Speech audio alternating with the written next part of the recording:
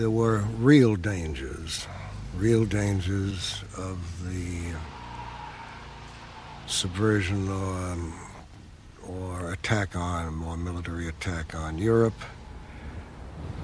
Our aim was to design a more stable balance.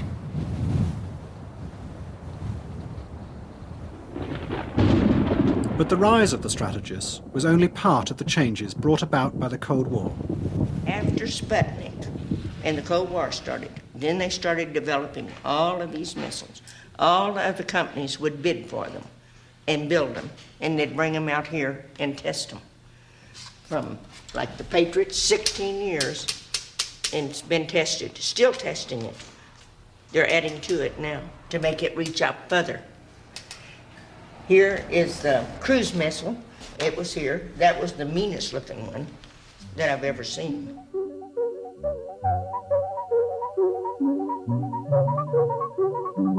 To see something like that was out of this world, was unreal. Liftoff. In 1961, the influence of the men from RAND increased dramatically.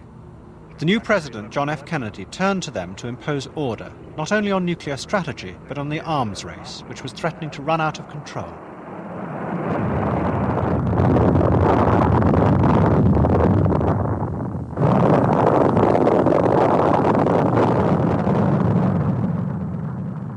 Kennedy was convinced the scientific method was the key to solving the problems of modern industrialized societies. I believe the Soviet Union is first in outer space. We may have made more shots, but the size of their rocket thrust and all the rest. You yourself said to Khrushchev, you may be ahead of us in rocket thrust, but we're ahead of you in color television. I think that color television is not as important as rocket thrust.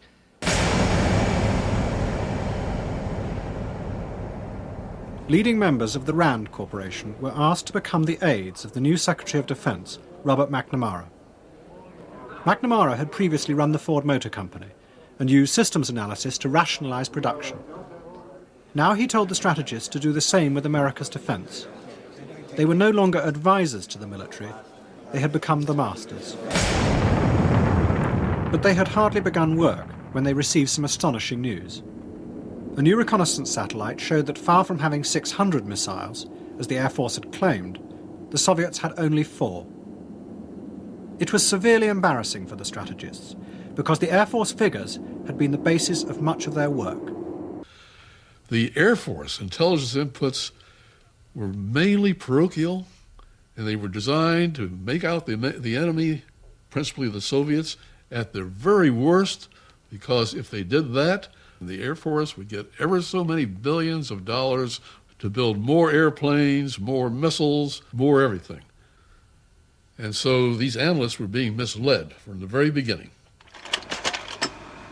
For years, the Air Force had been showing slides of Russian monasteries and war memorials, claiming they were missile silos in disguise.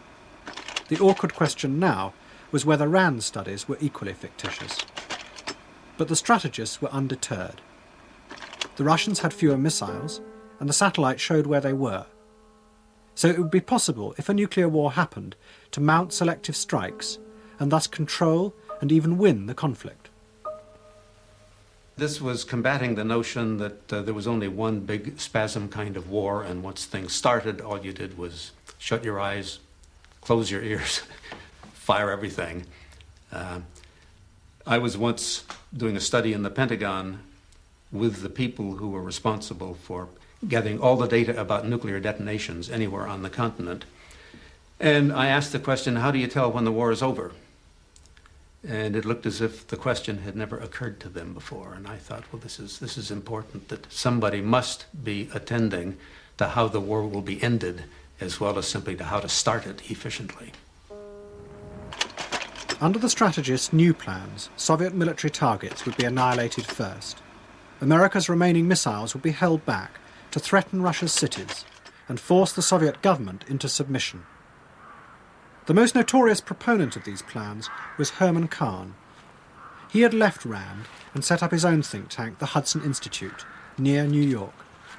He was convinced a controlled nuclear war was possible. Just because you go to war, that itself may be an irrational act, or may not. But even if you irrationally decide to go to war, It doesn't mean you have to fight it in a wildly irrational fashion. Many people feel that even if they survive a nuclear war, that things are going to be so awful and life is going to be so destroyed everywhere that they'd actually rather be dead. That's a almost completely standard reaction, and it's really a reaction to try to prevent thinking about the subject. And I make a comment which always gets me in a great deal of criticism. Let me make it anyway. Objective studies literally indicate that the post-war environment, while hostile to human life, more hostile than the pre-war environment, will not be so hostile as to, quote, preclude normal and happy lives. The Institute is now deserted, but in the early 60s it was full of men and women working out what to do if the worst happened. Cities on both sides were given precise values. Then scenarios were constructed, like equations, showing what to do in any eventuality. There's an accident. We drop a bomb on Kiev. It was a fluke. We didn't mean to. The Russians believe we didn't mean to. Then there's a negotiation about where can we drop a bomb on something that's of equal value of Kiev. If we drop the bomb, we can stop now. You know, if we destroy something equal, you've got a sort of a status quo. But if you escalate, if you go from our equivalent of Kiev to New York, our equivalent of Moscow, it's a very big escalation. Yeah. In a controlled nuclear war, populations of cities would become like pawns in a game of bargaining with nuclear weapons. So the strategists persuaded America's leaders to take civil defense seriously.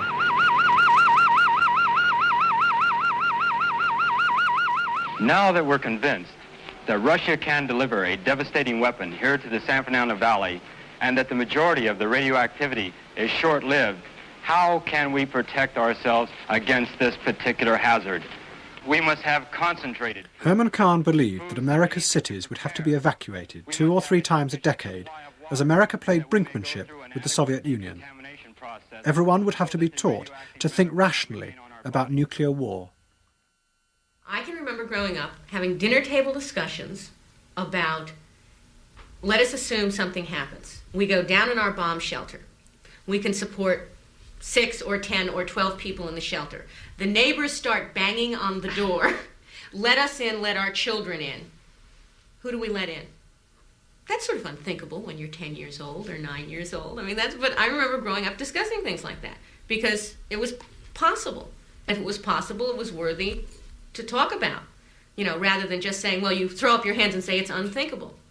These analysts were human beings.